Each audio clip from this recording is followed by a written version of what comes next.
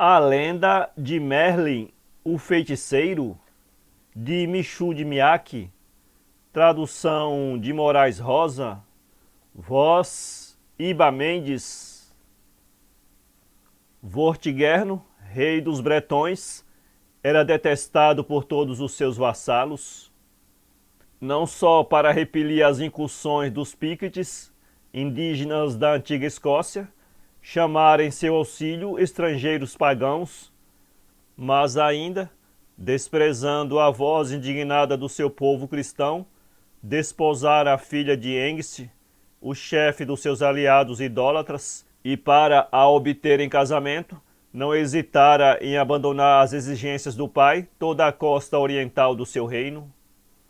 Um ato ignominioso determinou a explosão da revolta ameaçadora. Vortigern, ainda mais devasso que covarde e impolítico, chegou ao extremo de desonrar sua própria filha e, descoberto o crime, atreveu-se a acusar dele Germano, bispo de Auxerre. Ora, este sacerdote era alvo de veneração geral, tanto pela sua piedade como pela sua coragem, porque a ele se devia uma recente vitória alcançada sobre os saxões. Desqualificado pela Assembleia dos Sacerdotes, acabrunhado sob o peso das maldições públicas, o infame tirano teve que fugir, acompanhado apenas pelos seus feiticeiros. E como ele lhes perguntasse para onde devia dirigir os seus passos, estes aconselharam-no a ir até aos confins do seu reino, refugiar-se em uma fortaleza que devia defendê-lo dos seus inimigos. Depois de ter caminhado durante muitos dias, o rei, destronado, e a sua escolta chegaram à Montanha das Neves, no norte da Câmbria. Ali os feiticeiros detiveram-no. É aqui, disseram eles, que se deve construir a fortaleza. A posição é inexpugnável, mas apenas reuniram os operários e os materiais, homens e pedras foram engolidos pela terra. Vortigern, assombrado, consultou os feiticeiros. De que modo conjurar o gênio mau que assim se opõe aos meus desígnios? Os feiticeiros reuniram-se em conciliábulo, resolvendo unanimemente. É preciso, disseram, encontrar uma criança sem pai e matá-la. Depois, com o seu sangue, regar o terreno onde queres construir a cidadela. Sem isso nunca conseguirás erguê-la. Imediatamente, por ordem do rei, foram enviados mensageiros por toda a Bretanha. Depois de muitas pesquisas, trouxeram uma criança que, no dizer dos seus companheiros e mesmo da própria mãe, reunia as condições exigidas. Não tinha pai. Mas o jovem cativo, conduzido à presença do príncipe destronado, perguntou-lhe com um tom de estranha autoridade: para que me conduziram os teus homens junto de ti? Para te matar, respondeu sem a menor comoção de piedade o cruel Vortigern. É necessário que teu sangue seja derramado em redor da minha cidadela, para que esta se conserve erguida. E quem te fez acreditar em tal? Os meus mágicos, pois que venham falar-me. Por curiosidade, o rei cedeu aos desejos da criança que, reunidos mágicos, os interpelou rudemente. Quem vos disse que a cidadela deve ser regada com o meu sangue?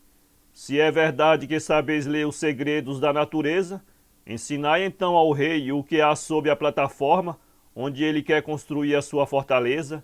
Sabei-lo, porventura? Ignoramo-lo, confessaram os adivinhos. Pois se vós o ignorais, sei-o eu, disse a criança. Há um vasto lençol de água, cavem que é onde encontrá-lo. Cavou-se, o lençol de água indicado foi descoberto. Agora, prosseguiu o rapaz, sabeis dizer-me o que existe no fundo da água? Novamente os mágicos confessaram a sua ignorância. Vou ensinar-vos-lo, disse o estranho prisioneiro. Sob o lago há uma caverna, e nessa caverna 2 dragões, cujos movimentos abalam o rochedo, o lago e a terra. continuaram os trabalhos de escavação, sob as indicações do rapaz, e descobriram-se de fato a caverna e duas serpentes que se combatiam. Uma era vermelha, a outra branca. A primeira, depois de muitos esforços, conseguiu expulsar a segunda da caverna e perseguiu-a através do lago. Ó rei, compreendes a significação do duelo destas duas serpentes? Perguntou o pequeno adivinho. Visto que os teus feiticeiros não podem dizer-ta, vou eu revelá-la. Estas duas serpentes têm as cores de dois estandartes nacionais. Vermelho é o teu estandarte, branco é o dos inimigos da Bretanha.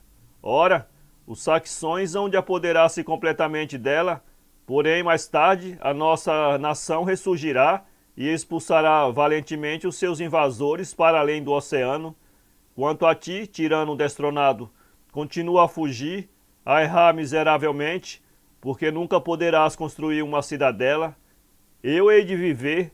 Não poderias fazer-me deixar esta terra que me foi concedida pelo seu destino?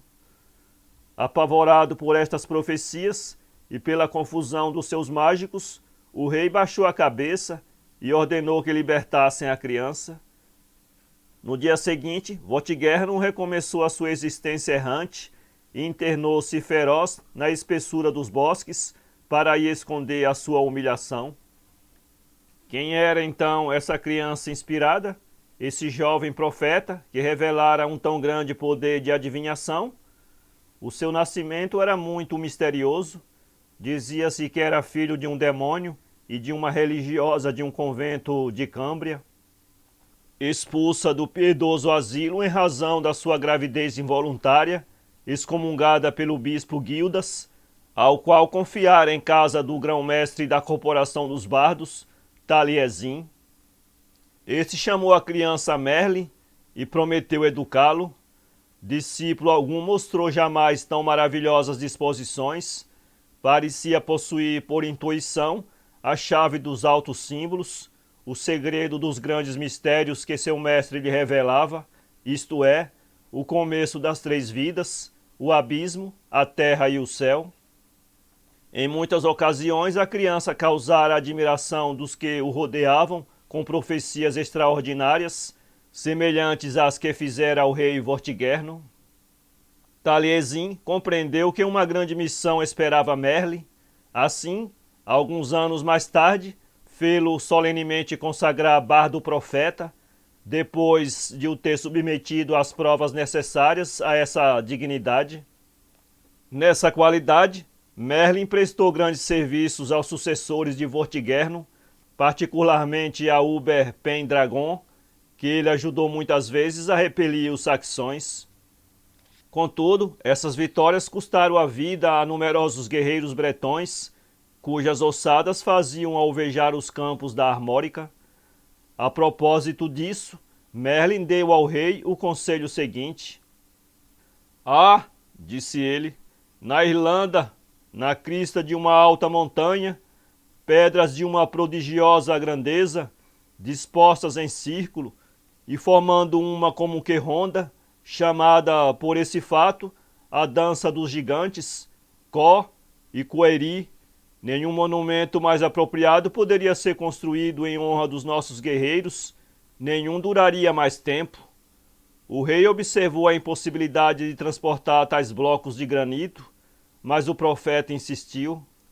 São pedras misteriosas que têm a virtude de curar muitas doenças.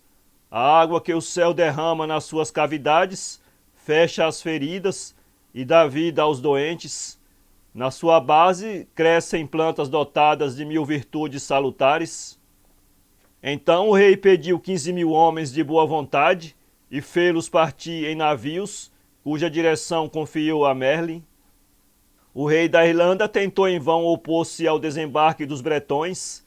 Estes, em breve, o puseram em fuga e ganharam a montanha, onde estavam dispostas, em 4 círculos concêntricos, as célebres pedras dos gigantes. Mas debalde os 15.000 homens trabalharam toda a noite e todo o dia seguinte. Apesar dos seus esforços, nenhuma só pedra conseguiram mover. A noite descia novamente e, desanimados, os soldados abandonaram as suas ferramentas de trabalho quando Merlin entrou no círculo dos gigantes, subiu a uma mesa de pedra erguida no centro e depois, empunhando uma harpa, à luz mágica da lua, fez ouvir uma encantadora melodia. Eis a hora! Desperta o coro das pedras preciosas, elas movem-se em cadência, baloiçam-se luminosas sobre o solo do recinto fúnebre. Cada uma delas saúda primeiro aquele que dirige a dança. E de fato, as pedras gigantescas, arrastadas pelos cânticos sagrados do bardo, saiu da terra e, semelhantes a um rebanho dócil, encantado por um novo Orfeu, iam-no seguindo até a praia e atravessaram assim o oceano em um longo cortejo sublime, frota de granito que rasgava as ondas e deixava após uma larga esteira de espuma. Quando os guerreiros regressaram à Armórica, viram as pedras erguidas no campo onde Merlin prometera conduzi-las, dispostas em círculos concêntricos, como estavam na Irlanda. O bardo profeta realizou ainda maiores proezas. Foi assim que ele instituiu a célebre tábua redonda, em volta da qual se sentavam os 50 melhores cavalheiros e homens de bem do reino. Ele pretendia que essa mesa fora aquela onde nosso Senhor Jesus Cristo comeu e bebeu com os seus discípulos. Tinha sido perdida, mas ele a encontrara.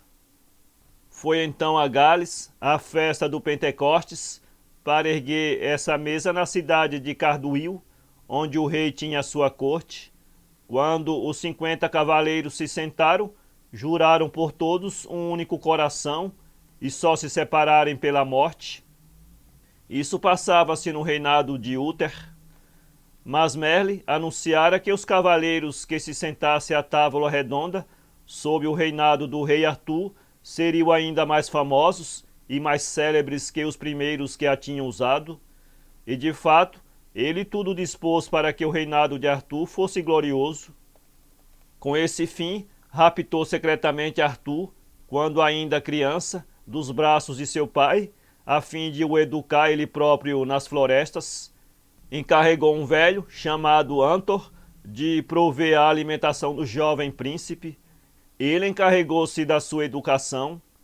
E quando Uther morreu, eis de que modo ele fez eleger o seu sucessor. Tinham vindo mensageiros ao seu encontro para lhe explicar os embaraços em que se encontravam os barões e o povo para eleger o herdeiro de Uther, que já não tinha filho.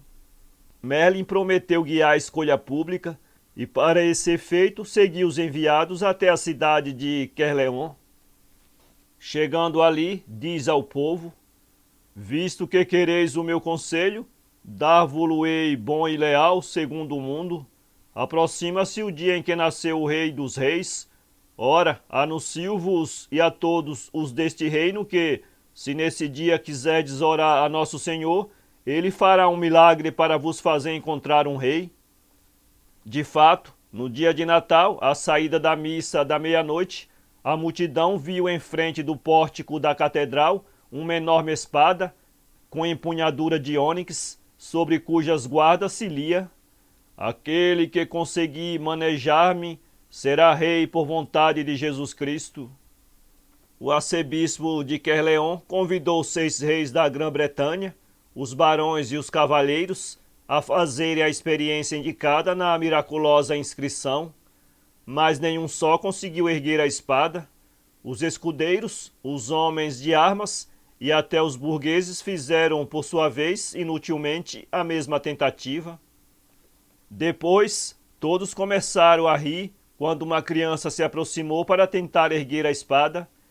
Essa criança, que era Arthur, mas cujo pai ninguém conhecia, viera à missa acompanhado por Antor. O arcebispo fez cessar a troça e animou o pretendente, e então viu-se aquela mão pequenina erguer sem esforço e brandir nos ares, deslumbrante como se fosse um raio, a famosa espada. Merlin apareceu e explicou que a espada era uma arma mágica, cujo nome era Excalibur. Fora buscá-la a uma ilha encantada do oceano, que estava guardada por um terrível dragão. A espada estava nas garras de uma águia, no cimo de uma montanha inacessível, mas o bardo expulsara o dragão e a águia com a sua harpa divina. Então o arcebispo tomou Arthur nos braços e, beijando-o, mostrou-o ao povo, dizendo: Eis o vosso rei, Deus assim o quis. Os senhores murmuraram: Não deixaremos governar por um bastardo, um reino tão belo como é o da Grã-Bretanha. Quem é, pois, o pai dessa criança? Sabei, disse Merlin, que essa criança é maior que qualquer de vós, e que não é filho de Antor, o qual apenas lhe deu o sustento. É o filho do rei Uther, e foi eu quem o educou. Então todos aclamaram o jovem rei, cuja sagração se realizou algum tempo depois. Uma vez no trono, Arthur não podia deixar de pedir a Merlin para ser o bardo real. Ora, o que este não tinha consentido em fazer aos reis precedentes, fê-lo por aquele cuja glória se devia consagrar, deixou as suas florestas queridas para vir para a corte. Os inícios do novo reinado foram felizes. Com o auxílio de Merlin, Arthur alcançou sobre os saxões uma vitória decisiva, a grande vitória de Argoed. O bardo combateu nessa batalha ao lado do rei, e quando os vencedores entraram na capital de Corleon, celebrou-se com festas magníficas a aliança feliz da harpa divina e da espada mágica, cuja fama se tornou universal. Mas em breve se tramou na sombra uma conspiração contra o rei e contra o seu bardo. Arthur desposara, algum tempo depois da vitória de Argoed, a filha do rei da Escócia, Leodegan, a quem ele tinha ido socorrer com os cavalheiros da Távola Redonda e com Merlin. A bela Geniebra, maravilhada com os feitos do que manejava a terrível Excalibur, não pudera reprimir a sua admiração. Feliz, dissera ela, feliz será a dama a quem um tal bravo amar, e maldita aquele que o repelir. Pela sua parte, Arthur mostrara-se muito agradado da graça de Geniebra, e o rei da Escócia acolhera com tanta alegria como um desvanecimento o pedido do rei da Bretanha, que de aliado passava a ser parente. O casamento concluiu-se rapidamente e teria sido talvez dos mais felizes se não fosse a presença na corte do pérfido Mordred, um jovem sobrinho de Arthur. Mordred era um ambicioso com alma de hipócrita, amava Geniebra, mas acima de tudo invejava o trono. A rainha deixou-se arrastar pelo amor do jovem que, dentro em pouco, a dominava. Contudo, alguém os incomodava. O bardo Merlin, que via as coisas ocultas e que não deixaria de avisar o rei da traição de sua esposa e de seu sobrinho. Mordred resolveu afastar Merlin da corte. Para isso era preciso usar de ardil. Ora, o amante de Geniebra ouvira dizer que na floresta de Brocilianda vivia uma feiticeira célebre e concebeu a ideia de se servir dela para excitar a inveja de Merlin. Sim, declarou ele um dia em presença de Merlin, asseguraram que essa fada conhece profundos mistérios, impenetráveis para qualquer outro, conhece encantamentos que só ela é capaz de operar e gaba-se de possuir mais saber que todos os bardos juntos. Como lhe chamas tu? Perguntou Merlin. Chama-lhe Viviana. Pois bem, replicou o bardo real, irei procurar essa mulher e verei se a sua arte é superior à minha. Pouco tempo depois, Merlin entrava de fato na floresta de Brocelianda, sob as escuras ramagens de carvalhos venerandos, que nesse tempo eram deuses. Em breve chegou perto de uma fonte que acariciava as longas ramagens dos chorões, trementes como se fossem cabelos de fadas. Deteve-se, porque era ali a fonte das evocações, e tendo lançado uma pedra à águia, chamou 3 vezes. Viviana! Viviana! Viviana! De súbito, um vento impetuoso fez gemer toda a floresta, como se fosse uma lira imensa. As águas da fonte borbulharam e das suas profundezas brotou uma grande flor maravilhosa. Merlin fez com a mão um sinal misterioso sobre a flor, que se entreabriu, e do seu cálice fechado surgiu uma aparição radiosa. Era Viviana coroada de madressilva e malmiqueres, trajando um vestido verde transparente. Com um gesto gracioso, afastou as onças de ouro dos seus cabelos, para melhor olhar para Merle e para lhe sorrir. Aqui estou, disse ela. Seja bem-vindo. Esperava-te. O que queres de mim? Quero saber, disse o bardo, se é verdade que possuis encantamento que eu não conheço. Viviana riu-se. Como foi, exclamou ela, que conseguiram iludir-te a esse ponto? A ti, ordinariamente tão avisado e tão prudente? Eu, ultrapassar em sabedoria o bardo dos bardos, o grande encantador, eu que sou apenas a fada desta fonte?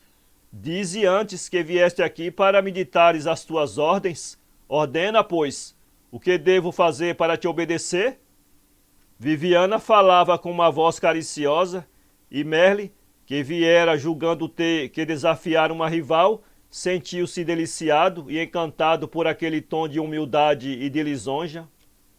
Não tenho ordens a dar-te, linda fada, redarguiu o bardo, falando-lhe também com meiguice.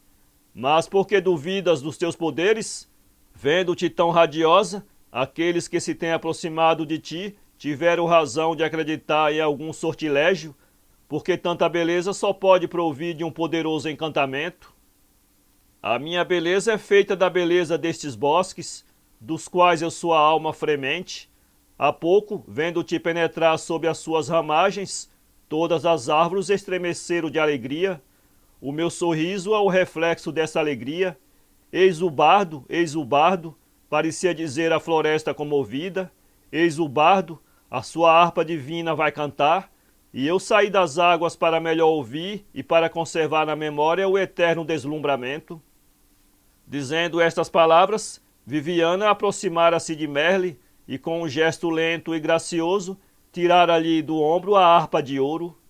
O bardo tomou a harpa sorrindo e nesse movimento as cordas vibraram. É verdade, disse ele, que junto de ti a minha harpa canta por si própria, como que misteriosamente animada. Ah, mulher, que te dizes sem poderes mágicos, talvez eu tenha razão de suspeitar dos teus encantos. Que queres tu que a minha harpa celebre? Ensina-me as maravilhas dos três mundos. Merle preludiou, nunca se evolara daquelas cordas de ouro uma melodia mais pura, nunca o cantor sentira correr em si uma fonte mais viva de inspiração. Viviana parecia escutar em êxtases. Em breve, como que invencivelmente encantada por essa música inefável, inclinou a fronte sobre o peito do bardo. Então, o cântico sagrado tornou-se um canto de amor, um hino de apaixonada ternura. A última nota perdeu-se em um grito de paixão, afogado com um beijo. A harpa caiu das mãos de Merle, mas Viviana estava nos seus braços. Amo-te, murmurou ele, com os seus lábios colados contra os lábios dela. A fada não respondeu, mas abandonou-se mais ainda. Quando Merle despertou da sua embriaguez, teve de súbito uma dessas visões que o seu gênio profético lhe despertava no cérebro, e foi o pressentimento de uma grande desgraça que veio perturbá-lo. Apesar da distância, via a traição no meio da corte do rei, via o pérfido Mordedre raptar a rainha Geniebra e fugir com ela para a Escócia, e julgou ouvir a dor e o desespero de Arthur, que gritava: Merle, onde estás tu? Por que me abandonaste? É a tua ausência a causa do meu infortúnio. Então o bardo, cheio de remorsos, fugiu aterrado através da floresta para ir o mais rapidamente possível ao encontro daquele que o chamava, e na sua precipitação esqueceu-lhe a harpa, que ficou nas mãos de Viviana. Logo que chegou à corte, Merlin arrastou Arthur para a Escócia, a fim de combater os Picts e os escoceses, que tinham abraçado o partido de Mordedre. Era preciso castigar o rebelde e arrancar-lhe Geniebra. Mas o bardo não tinha então a sua harpa para animar a coragem dos soldados, e a batalha foi uma vergonhosa derrota. Arthur caiu mortalmente ferido, O seu corpo e sua espada foram misteriosamente transportados para uma ilha encantada, a ilha de Avalon, habitada por 9 virgens. Eram elas que deviam tratar dos ferimentos do rei, até ao dia em que ele voltasse, mais ardente que nunca, à luta para expulsar definitivamente o estrangeiro da terra bretã. A derrota e o desaparecimento do rei não foram os únicos desastres. Acabrunhado por tantos infortúnios, de que ele se acusava de ser autor, Merlin perdeu a razão. Enfurecido, volta a procurar Viviana. Foste tu que me perdeste, gritou ele, ó pérfida fascinadora, porque ficaste com a minha harpa, sem a qual eu nada sou? Guardei-a para tá restituir, respondeu a fada, porque adivinhava que um dia havia de chegar em que só te restasse ela e o meu amor. O teu amor, não o quero mais, foi nos teus braços que eu esqueci o meu dever. Mas também, só nos meus braços recuperarás a consolação. E novamente enlaçou o bardo com as suas sábias carícias. Ah, exclamou ele, soluçando como se fosse uma criança sem força. Tu não sabes então que os saxões mataram o meu rei? Tu não sabes que Gildas me infamou com uma maldição pública, que a multidão sempre covarde na derrota me perseguiu à pedrada? Esquece tudo isso. Não deixes o desespero matar o teu gênio. O meu gênio está morto já. Eu já não sou mais que o miserável fantasma de Merlin. Tu és sempre aos meus olhos o divino profeta, o bardo inspirado. Dá-me esse anel que trazes no dedo, e eu me orgulharei de ser tua esposa. De súbito operou-se um reviramento na alma de Merlin. Ó mulher, tinha julgado mal de ti, exclamou ele, visto que tens na tua alma tanta comiseração, mas não te darei este anel, porque com ele tu poderias adormecer-me para sempre em um esquecimento eterno, e eu não quero esquecer. Preferes perder-me? Perguntou Viviana. Merlin não respondeu, então a fada chorou. Seja, disse ela, separemo-nos, pois. Contudo, antes de me deixares, bebe nesta fonte da qual eu sou a fada. É nesta fonte que tu tornarás a encontrar o teu gênio. Que queres dizer? Gritou Merlin. É um segredo que eu não queria revelar-te sem que tu me tivesses dado um presente de núpcias, porque bebendo a água desta fonte que te restituirá a razão, tu beberás ao mesmo tempo a minha alma, mas amo-te o bastante para me sacrificar pela tua cura, sem esperança de recompensa. Bebe, pois, e que em ti reviva a inspiração sagrada. E já ela ia buscar água à fonte, nas duas mãos juntas, em taça, quando o bardo, comovido por tão dedicada ternura, a deteve. Pareceu hesitar um momento, mas em breve tomou uma resolução. Pois bem, disse ele, quero acreditar-te. Bebendo essa água recuperarei o meu gênio, visto que beberei a tua alma. Sê, pois, minha esposa, tu que me restituirás a força, a sabedoria e a esperança. E dizendo isto, tirara o seu anel de ouro e metera-o no dedo da fada. Então Merlin debruçou-se para a fonte, e Viviana, inclinando-se também, levava com as mãos a água aos lábios do bardo. E enquanto ele bebia avidamente, a fada murmurava em tom de encantamento: Bebe, Merlin, bebe o esquecimento eterno, bebe a água que te adormecerá para sempre no meu amor. Para que readquirir o teu gênio? O tempo dos bardos e das fadas acabará em breve, mas o nosso amor não acabará nunca, porque as nossas almas reunidas vão confundir-se na alma imortal desta floresta. Bebe, Merlin, bebe o esquecimento eterno e desce comigo ao fundo desta fonte, onde já lancei a tua harpa. Só dali sairemos no dia em que o teu rei Arthur voltar da sua ilha encantada, onde as 9 virgens o guardam.